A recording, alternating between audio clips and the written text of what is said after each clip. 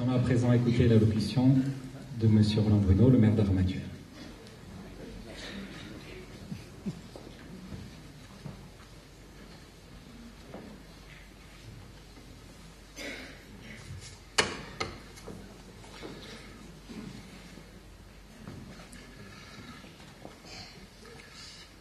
Mesdames, Messieurs, mes chers concitoyens, chers amis, je voudrais tout d'abord vous remercier d'avoir répondu aussi nombreux à mon invitation et à celle du conseil municipal. C'est toujours avec beaucoup de plaisir que nous nous retrouvons chaque année autour de cette tradition républicaine. Pour notre grande famille ramatuelloise, la cérémonie des vœux, c'est l'occasion de nous rassembler et de passer ensemble cette transition d'une année à l'autre. C'est pour moi l'occasion de vous parler directement, simplement. C'est l'occasion de nous rassembler et de passer ensemble... Pardon, je vous prie de m'excuser. Je recommence. C'est pour moi l'occasion de vous parler directement, simplement, de vous présenter sans intermédiaire un bilan, des projets et de vous souhaiter le meilleur pour 2019.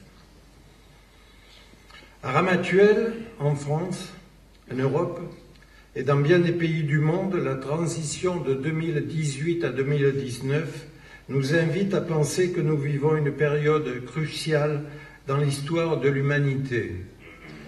Nous constatons tout à la fois le dérèglement climatique, la catastrophe écologique et le mécontentement populaire.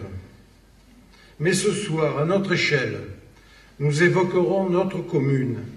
Et depuis que je suis élu, chaque année, je rappelle son rôle essentiel. Premier maillon de la démocratie, lieu de cohésion et d'innovation qui garantit le service public de proximité auquel nous sommes tous très attachés. Les communes n'ont pas attendu la mise en place par le gouvernement d'un grand débat pour demeurer à l'écoute des besoins de nos concitoyens tous les jours, toute l'année. Nul risque, à l'échelle d'une commune au moins, que ne se creuse l'écart entre représentants et représentés, entre élus et citoyens. À ce sujet, un cahier de doléances est ouvert en mairie depuis le 19 décembre. Et à ce jour, il est vide de toute remarque. Je vous encourage à vous déplacer. Ramatuelle compte 19 représentants au sein du conseil municipal et un seul au sein de l'intercommunalité. Il nous faut pourtant entretenir ce lien de proximité entre les citoyens et leurs élus. Chaque année, je rappelle que mon bureau est ouvert. Une demande de rendez-vous est toujours suivie d'effets. Bien des questionnements, problèmes ou malentendus trouvent une solution en quelques minutes d'attention et d'échange. Faut-il rappeler également que les conseils municipaux sont publics? Ils ont lieu pratiquement chaque mois. Ils sont annoncés sur notre site et dans la presse. En réalité, ils sont très peu fréquentés par les administrés, sauf, bien sûr, lorsque l'attribution des lots de plage pour 12 ans est à l'ordre du jour, comme ce fut le cas le 16 juillet dernier avec un public de plus de 80 personnes. Certes, le public ne peut pas intervenir dans les débats, mais il peut se faire éclairer et poser des questions à l'issue du conseil au moment du verre de l'amitié. Nous ne sommes pas des élites, seulement des Ramatuellois parmi les Ramatuellois, des hommes et des femmes engagés à votre service par amour de notre commune, goût du bien public, par conviction, motivés par l'envie de nous montrer à la hauteur de la mission qui nous a été confiée par nos concitoyens, malgré les difficultés de la tâche. À notre niveau, la politique n'est pas un jeu de pouvoir, c'est un devoir civique.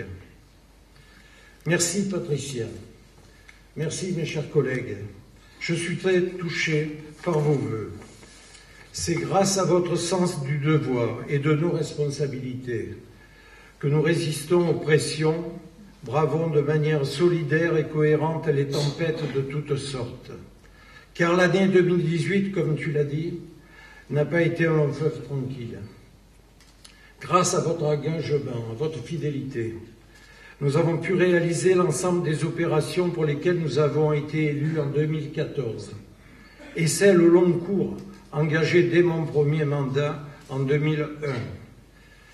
Même si parfois nos réunions de travail sont animées, si nous parlons fort, c'est un bonheur et une chance de vous avoir à mes côtés. Et dans la diversité, Ramatuelle ne se laisse pas abattre. Tout au contraire, elle agit pour maintenir nos engagements. Notre solidarité, nous l'exprimons aussi auprès de notre collègue Georges Franco, dont l'épouse Monique nous a quittés brusquement, et auprès de nos concitoyens touchés par un deuil.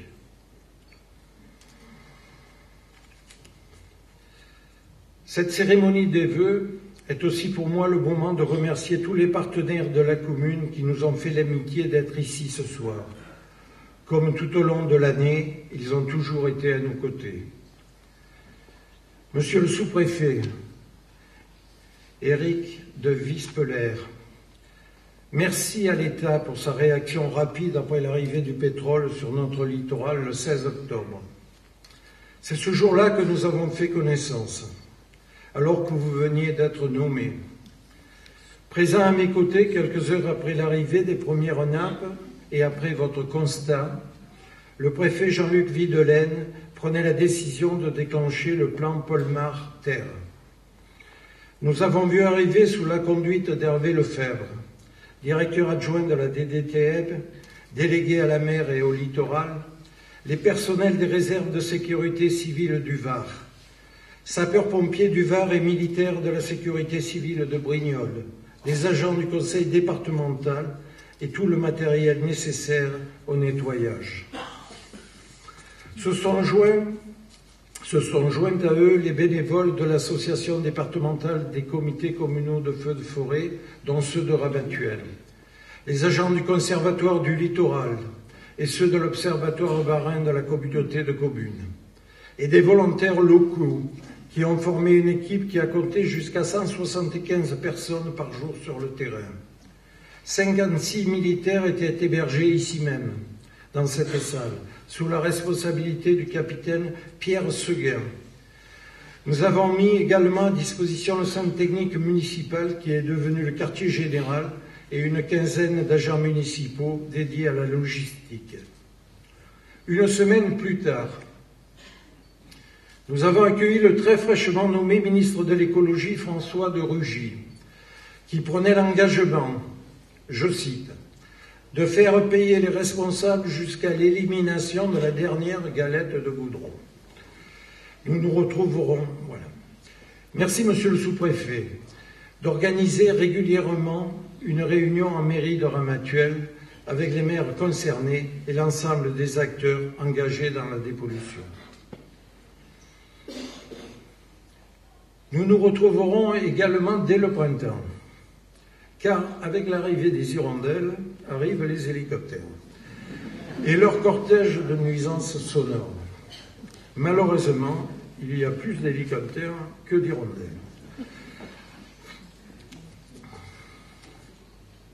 Serène Mourogne, députée, est représentée ce soir par Nathalie Sokolov,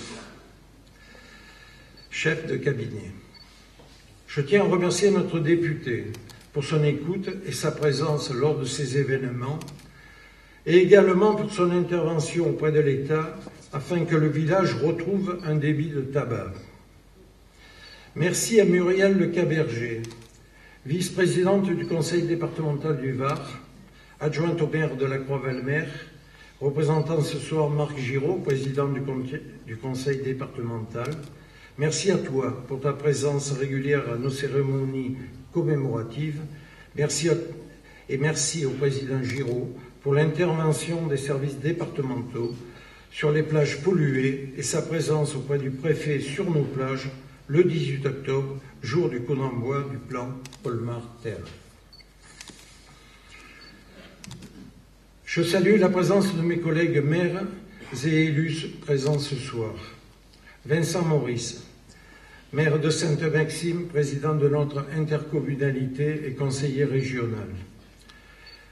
Cher Vincent, à travers l'Observatoire marin sur le terrain et sur le plan juridique vis-à-vis des pollueurs, la communauté de communes a été un partenaire précieux lors de cette pollution et je remercie l'ensemble des agents engagés à nos côtés.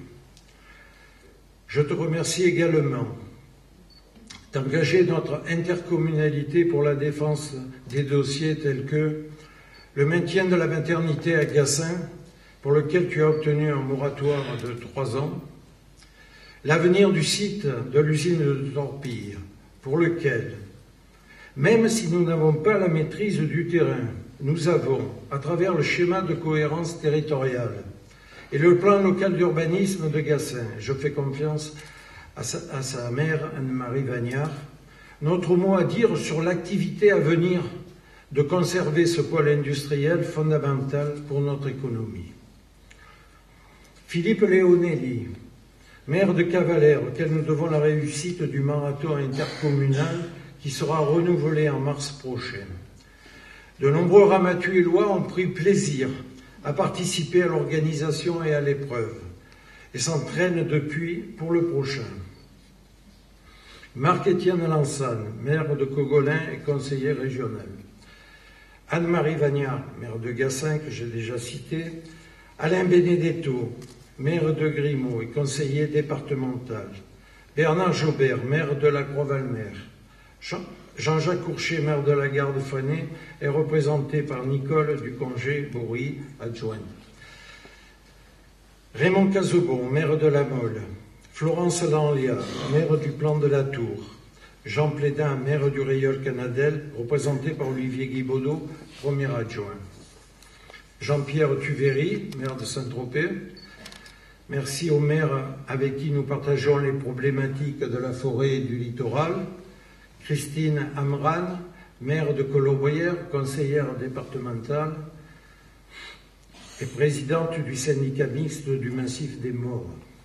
Gilles Bernardi, maire du Lavandou, président du syndicat des communes du littoral des Maures et vice-président de l'Association nationale des élus du littoral. Mesdames et messieurs les adjoints et conseillers municipaux des communes du golfe de Saint-Tropez, venus nombreux à cette cérémonie des vœux. Je salue également Serge Astézan, le Sepoun de Saint-Tropez, le capitaine de frégate Sébastien Renaud, commandant en second du sous-marin Améthyste, représentant l'escadrille des sous-marins nucléaires d'attaque de la Méditerranée. Le capitaine Philippe Maury, représentant Jean-Baptiste Lecaillon, commandant de la compagnie de gendarmerie Gassin-Saint-Tropez. Le lieutenant Bruno Felgérol, commandant de la brigade de gendarmerie de Saint-Tropez. Le major François Judalet, commandant de la brigade motorisée de Gassin-Saint-Tropez. Je tiens particulièrement à remercier les pompiers présents sur le terrain à nos côtés lors de la pollution. La récente actualité nous a rappelé combien ils étaient exposés. Le lieutenant Jean-Pierre Bianchi, chef du centre de secours principal de Saint-Tropez-Gassin, et son adjoint, le lieutenant Bernard Roussel, que je félicite pour sa nomination au titre de capitaine de ville de Saint-Tropez. Je salue également le chef de poste du sémaphore de Camara, Stéphane Soulas, le directeur du parc national de Porquerolles, Marc Duncombe. Nous faisons partie de l'ère d'adhésion du parc et bénéficions ainsi, entre autres, du label Parc national. Monsieur Philippe Morel, proviseur du lycée du Golfe de Saint-Tropez. Madame Sandrine Dogeron, principale du collège du Moulin Blanc. Monsieur Jean-Michel Abeille, président de la délégation du Golfe de Saint-Tropez de l'Union patronale du Var. Monsieur Dominique Bertin, directeur général des services de la communauté de communes du Golfe de Saint-Tropez.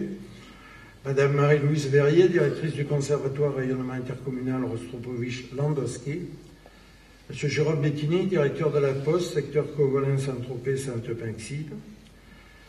Monsieur Gyrus Makita, notre nouveau prêtre, accompagné du père Cleverton Silva Bezerra. Madame Sophie Nectou, assistante sociale. Mesdames et Messieurs les présidents des associations culturelles, sportives et patriotiques, je n'ai pas vu Madame Suzanne Martineau, trésorière principale du canton de Saint-Tropez. Je voudrais saluer également M. Jean-Michel Couve, député honoraire. Alors là, j'ai mis pause et boisson.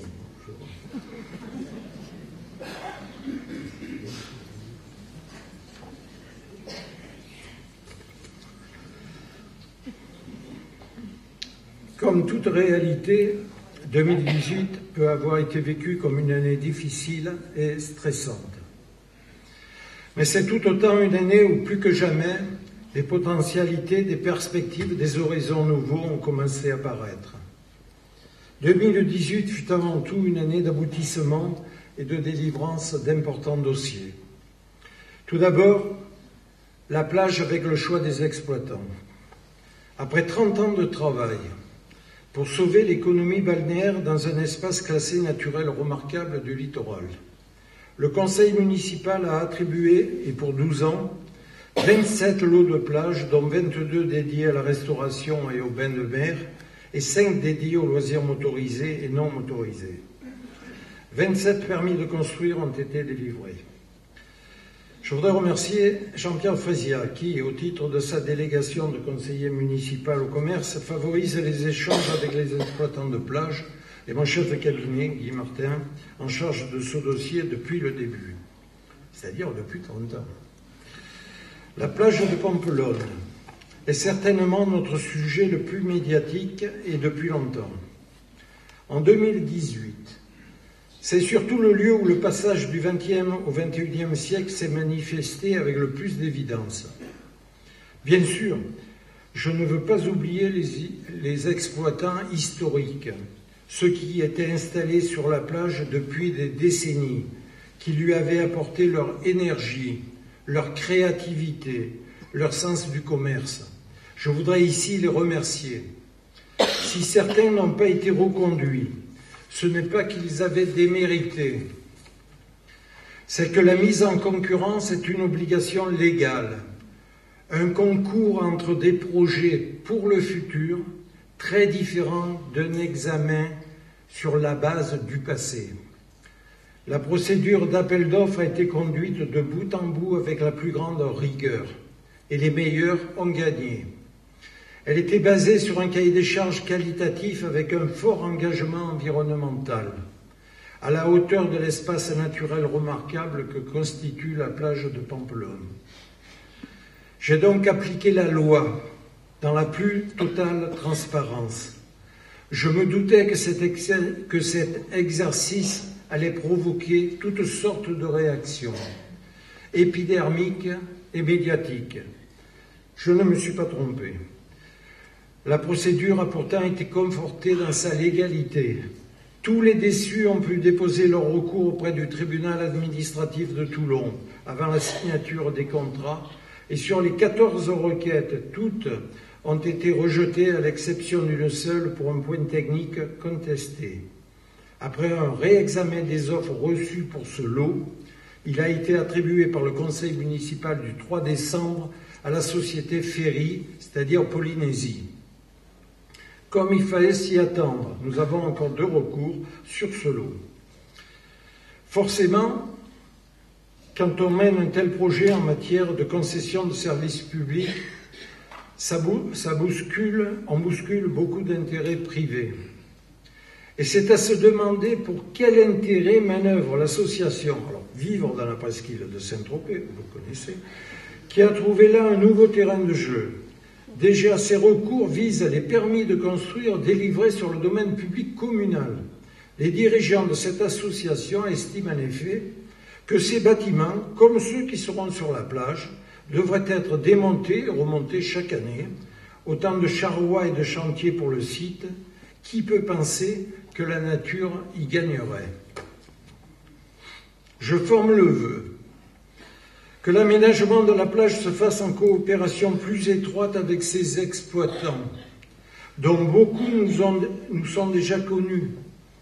C'est le cas de l'Esquinade, les Murennes, l'Orangerie, Cabane Bambou, Andy Beach les palmiers Neptune, Tropezina associés aux hôtels à Messardière et Pandaye, Tropicana, Tiki Beach, Tiki Club, Tahiti, le Bar du Soleil, Moréa, le Club 55, Sunforce et Team Watersport, et nous l'espérons bien Polynésie. Et je suis tout aussi heureux de saluer le renouveau qu'apportent avec elle des entreprises qui, pour la première fois, auront pignon sur sable. Loulou à Ramatuelle, La Serena, c'est l'hôtel de Paris de Saint-Tropez, le Byblos Beach Ramatuelle, la Réserve Ramatuelle, les Dunes Ramatuelle, Pamplonne Nautique Club, Nautique Loisirs et Pep Spirit. Voilà ce que je souhaitais vous dire dans ce domaine. Éco-hameau des Combes Geoffrey ensuite.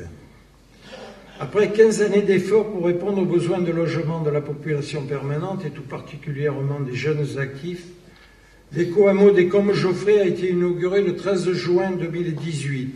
C'était quelques semaines après l'installation des familles dans les 40 logements locatifs sociaux, 33 en location accession aidée et 30 en prix maîtrisé ou en investissement locatif Pinel. L'éco-hameau a reçu le certificat bâtiment durable méditerranéen niveau or au stade de la réalisation, après l'avoir reçu en 2013 au stade de la conception.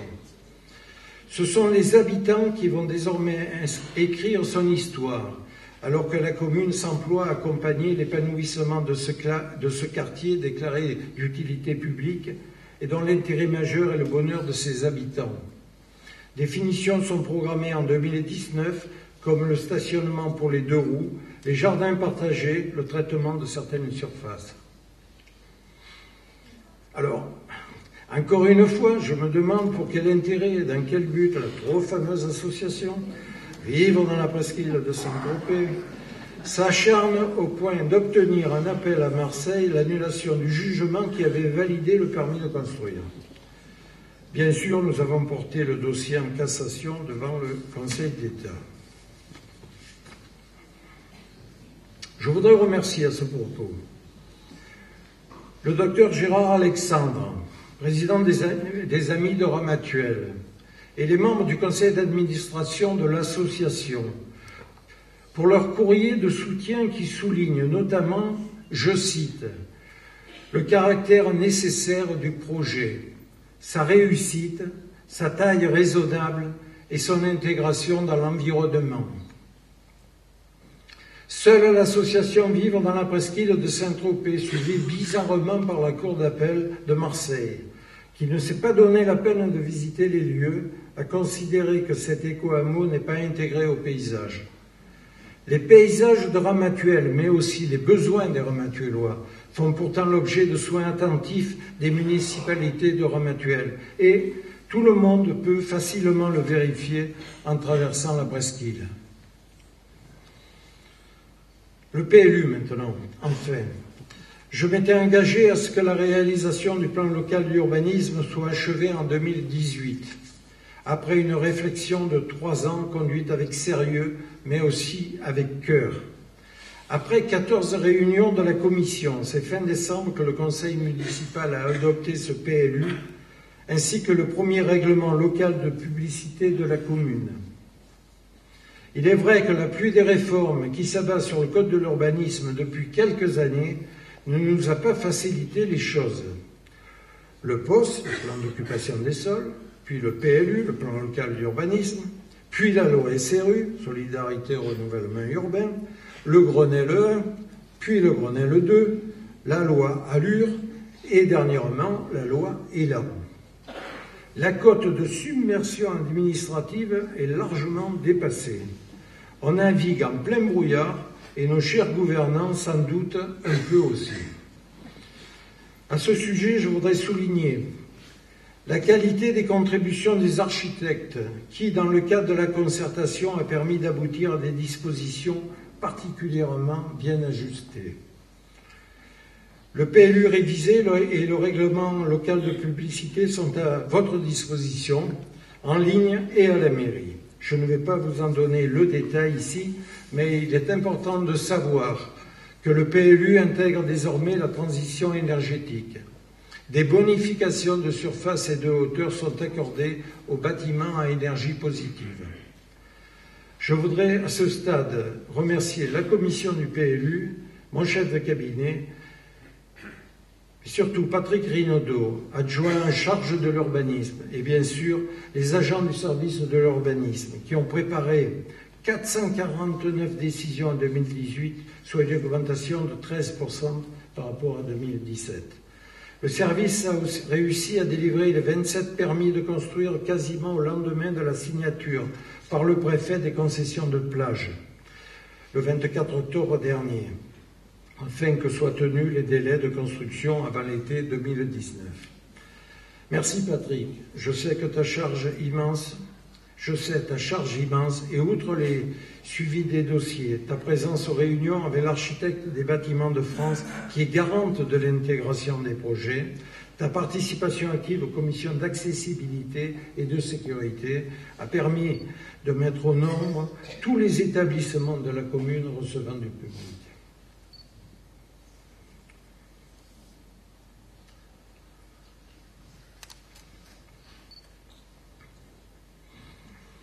Au-delà de ces dossiers achevés, Pamplonne, comme Geoffrey, le PLU, il y a notre engagement de tous les jours dans le cadre des divers travaux. Notre cadre de vie et l'embellissement de la commune passent par un travail d'entretien et de mise aux normes constant.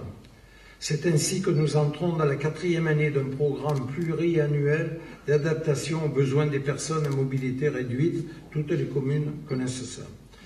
Concernant la voirie, l'aménagement de la route de Bonne-Terrasse est terminé et le chemin des Moulins-Roux a été refait.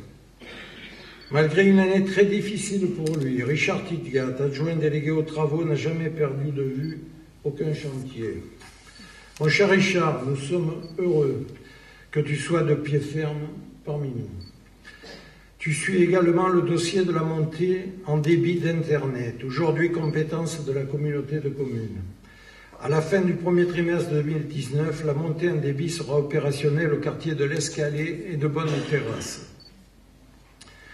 Pour clore le chapitre des aboutissements 2018 durant une longue période, la collecte des ordures ménagères était réalisée en régie communale au service de la communauté de communes. Mais à la demande de la Cour des comptes, celle-ci a dû être transférée à la société Nicolin, qui prend ainsi le relais des agents communaux avec la même tournée. Je voudrais remercier Jean-Daniel Sabat, le chef d'équipe, et son équipe pour des années de travail bien fait. Et je sais qu'il restera à disposition pour que le passage de relais se déroule au mieux.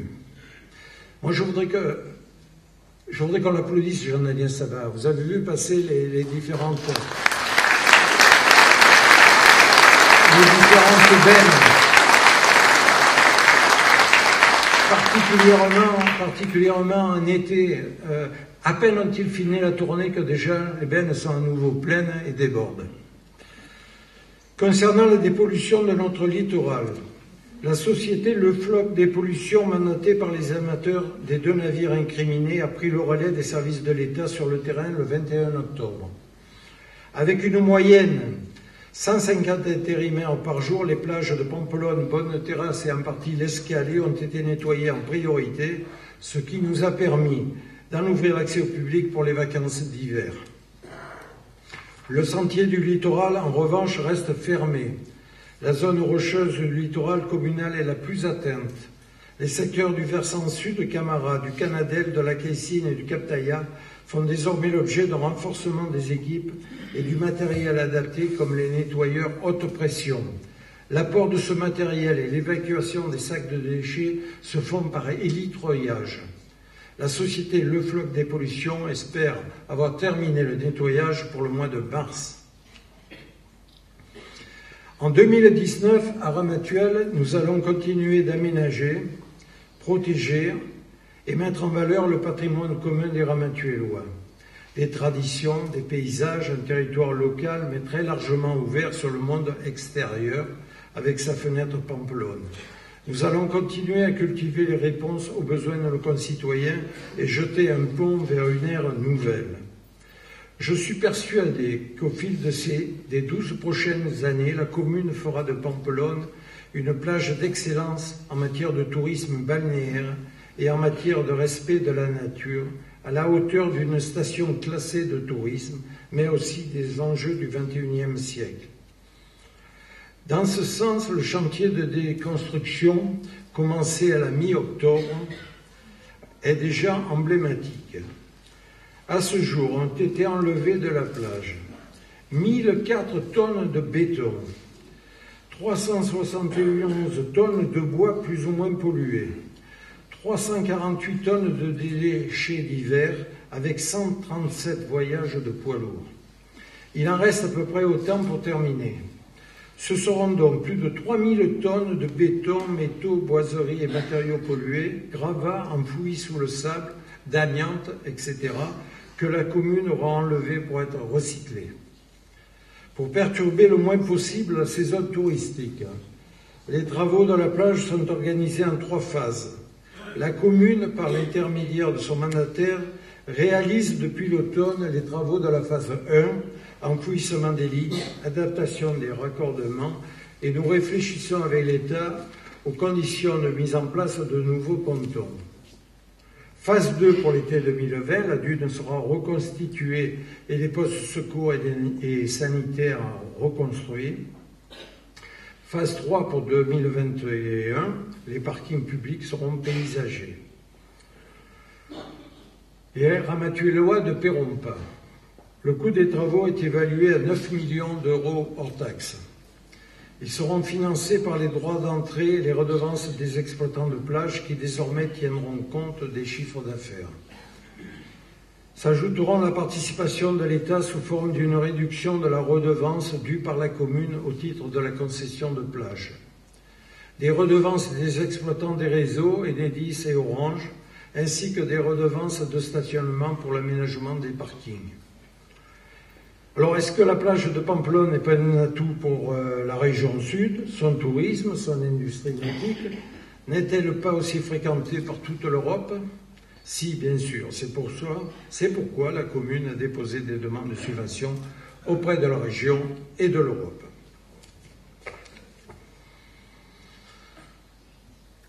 Côté village, comme vous avez pu le constater, les travaux de la maison de santé ont commencé derrière l'hôtel de ville en octobre. 16 entreprises ont été retenues pour les travaux de création de cet espace imaginé par le cabinet d'architecte Vieille-Croze. Elle devrait être prête en début 2020 et permettra d'accueillir dans 2 bâtiments distincts la pharmacie, un cabinet de kinésithérapie, d'infirmières et 3 cabinets de médecins. Dans le périmètre de la maison de santé, 30 places de parking seront créées. L'environnement sera paysager. Il sera agréable de traverser son jardin pour rejoindre la rue Clémenceau et le terrain de boule restera au même endroit. Merci à Richard Tidiat et à Sébastien Crudet, notre nouveau directeur des services techniques, qui a pris la suite de ce dossier avec enthousiasme. Cette réalisation, qui répond aux besoins d'un service médical de proximité, s'inscrit dans le cadre de la politique municipale de revitalisation du village. Je souhaite aborder aussi tout ce qui touche à notre environnement. Les cours d'eau, l'agriculture, la forêt. Ça, c'est le domaine de Georges Franco, adjoint en charge également de la sécurité civile. En 2018, Georges a fini de mettre en place le plan communal de sauvegarde, activé 2 fois avec la pollution puis les inondations. Pour ce qui concerne les inondations de la commune,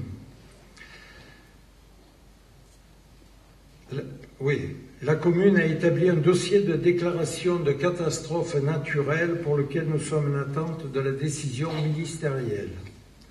Il y a quelques mois, nous avons mis en place un système d'alerte à la population supervisé par 2 agents de la police municipale. Ce système a fait ses preuves lors de l'épisode orageux du mois de novembre. Pour recevoir les alertes sur votre téléphone, c'est très intéressant. Il suffit de vous inscrire soit sur le site de la mairie, soit en remplissant des dépliants qui sont à votre disposition à la sortie. Georges supervise également la reconquête des friches agricoles en arrière-plage de Pampelonne grâce à la convention qui nous lie au Conservatoire du littoral. Nous avons procédé à la plantation d'une première parcelle confiée aux fermiers de la commune. En 2019, verra la plantation de 4 autres parcelles. D'autres terrains appartenant au Conservatoire et à la commune feront l'objet d'un prêt à usage au bénéfice d'un éleveur local de moutons et de chèvres. Cette année, à nouveau, la nécessité d'appliquer les obligations légales de débroussaillement sera rappelée aux propriétaires de terrain, démontrant notre volonté de préserver les personnes et les biens contre les dangers du feu. Nous saisirons aussi l'occasion d'une déclaration d'intérêt général au bénéfice de la communauté de communes pour rappeler aux riverains des ruisseaux qu'il leur incombe d'entretenir la partie des cours d'eau dont ils sont propriétaires. Concernant les services publics, nous avons 2 inquiétudes, les transports en commun et la poste. Pour ce qui concerne les transports en commun, la société Varlib a interrompu sa prestation de novembre à avril, ce qui conduit à une utilisation plus importante des moyens individuels en contradiction avec le souhait de la transition énergétique et à la difficulté de déplacement pour les personnes démunies de moyens de locomotion. Le transport étant devenu une compétence régionale, je me tourne, comme Florence Lanliard, maire du Plan de la Tour, confronté au même problème, vers nos conseillers régionaux, Vincent Maurice et Marc-Étienne Lansade. Dans l'attente, le CCAS, présent dans beaucoup de domaines auprès des personnes âgées ou en difficulté, pallie en partie à cette absence. Une navette municipale circule à la demande vers les services sociaux ou leurs médecins et transporte 1 fois par semaine des personnes à Saint-Tropez ou Cogolin. Pour ce qui concerne la poste, en arguant une baisse de fréquentation, il semblerait qu'elle cherche à se retirer de la commune. Mais je peux vous assurer que nous ne laisserons pas le guichet postal disparaître, même s'il faut pour cela que la collectivité assume elle-même ses missions nouvelles.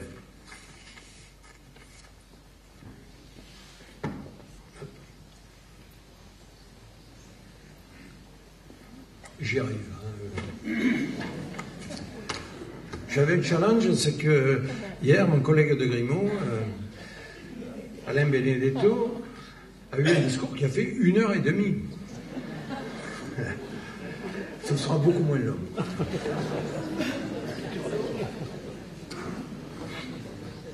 En tout premier, à travers son soutien matériel et financier, la commune favorise par ailleurs les initiatives citoyennes et le tissu associatif qui contribuent de plus en plus à l'animation du village, comme l'a souligné tout à l'heure Patricia, première adjointe en charge de la jeunesse et des associations. En tout premier lieu, je tiens à féliciter l'équipe de l'Office de tourisme et de la culture. Sous la direction de Nadine Salvatico, nous lui devons une action efficace de promotion du territoire toute l'année, ainsi qu'une animation de qualité, avec notamment la programmation d'expositions variées dans la salle communale, le garage, ou les concerts qui égayent le village au printemps et en automne. Merci donc, bien sûr, à la présidence de l'Office de tourisme, Danielle Mittelman, adjointe en charge du tourisme, de la culture, mais également du patrimoine, dont elle est une grande experte. Il suffit de participer aux Journées du patrimoine ou à la visite du moulin pour s'en persuader. Je reviens brièvement sur la naissance de l'association RAM actuelle présidée par Pauline Guénaud, dont les premières manifestations ont été couronnées de succès. De même, sur le maintien de nos traditions par l'Ocantum provençal, présidé par Mireille Roche, sans oublier, bien sûr, le Cercle du Littoral, notre plus ancienne association, présidée aujourd'hui par Fabrice Lemonnier. L'association Le Crayon, née il y a 4 ans suite à l'attentat dans les locaux de Charlie Hebdo, fait son chemin sur le plan national. Elle a particulièrement rayonné en 2018 avec ses expositions engagées et de grande qualité sur la liberté d'expression ou sur le droit des femmes, jusqu'à l'Assemblée nationale. Merci Alexandre Faure et Eliane Bernard. Nous maintenons notre soutien à l'association Musique en Liberté,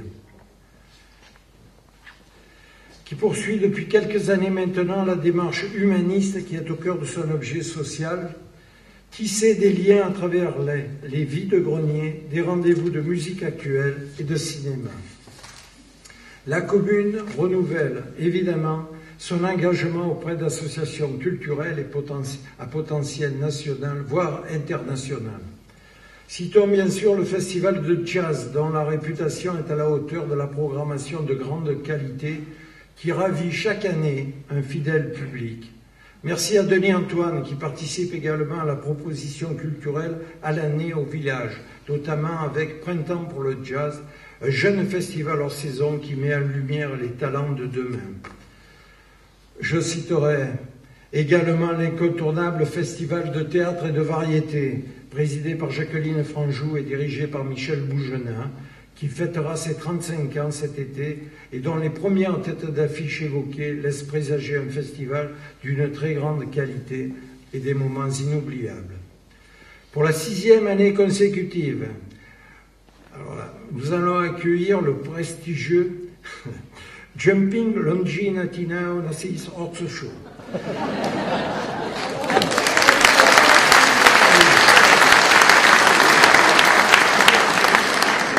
Un des plus importants événements de saut d'obstacles du monde, qui se déroulera cette année du 12 au 14 septembre sur l'arrière-plage de Pampelonne. À Ramatuelle, les associations mobilisent à la tête, mais également les jambes. Un enchaînement facile pour me permettre de féliciter en premier lieu Patrick Chassaigne, qui a récemment été élu président du Football Club de Ramatuelle. J'y reviendrai. Je félicite et j'encourage également notre collègue et conseiller municipal Bruno Cailletti, président du tennis club, qui a su d'abord remettre le club à niveau en quelques saisons et qui a porté cette année un projet innovant pour la création à Ramatuelle de 2 terrains de padel. Tout le monde ne connaît pas, peut-être. C'est un nouveau sport de raquette qui a beaucoup de succès. La municipalité prépare actuellement cette construction et les terrains qui seront livrés pour la saison estivale compteront parmi les premiers du département. Nous avons donc encore beaucoup de raisons de nous réjouir. Et c'est avec confiance que je vous présente ce soir les meilleurs de mes vœux pour 2019. D'abord à tous ceux qui assurent notre sécurité, la gendarmerie nationale, la gendarmerie de l'air, au CRS, nageurs sauveteurs indispensables sur notre plage, à l'armée, à travers l'escadrille des sous-marins nucléaires d'attaque, fidèle à notre promesse solennelle d'amitié et présente à toutes les cérémonies commémoratives, à notre police municipale, toujours aussi sollicitée au quotidien, lors des manifestations, plus encore cette année avec les plans communaux de sauvegarde, la surveillance de la plage et du sentier du littoral, durant les épisodes de travaux et de pollution. Aux sapeurs-pompiers du service départemental d'incendie et de secours Saint-Tropez-Gassin, aux bénévoles de la Société nationale de sauvetage en mer, qui intervient régulièrement le long de notre littoral, et aux membres du comité communal de feux de forêt. Bonne année à toi, Noël, à ton équipe. Merci pour votre engagement au service de la commune. Aux agents du Conservatoire des espaces naturels de Provence, et en particulier à Raymond Viala, dont la connaissance des criques et des plages a été d'un grand secours à tous les intervenants impliqués dans le nettoyage et la pollution. Aux agents de la communauté de communes et particulièrement à Jean-Philippe Morin, dont les compétences de l'équipe ont été beaucoup sollicitées pendant cet épisode de pollution. Avec eux, nous poursuivons le projet de zone de mouillage d'équipements légers en baie de Pampelonne, encore un autre défi. Je rajouterai le personnel du CCAS avec sa dynamique directrice Audrey Bondil et leur vice-présidente Odile Tru, conseillère municipale et déléguée aux affaires sociales. À l'ensemble des personnels communaux dirigés par notre directeur général des services, Christian-Jacques Gaël, merci à tous pour votre motivation, votre compétence et votre efficacité sur le terrain au service des Ramatuellois. À l'ensemble des associations ramatuelloises que je n'ai pas mentionnées plus tôt et dans tous les domaines culturels, sportifs et patriotiques. Je voudrais remercier aussi Odile Truc, également présidente du comité local du souvenir français, et au président des anciens combattants, Georges Franco, pour avoir encouragé le travail de recherche qui a été réalisé par le service communication depuis 5 ans, retraçant l'histoire de chacun des morts pour la France de notre village, à l'occasion de la célébration de chaque 11 novembre.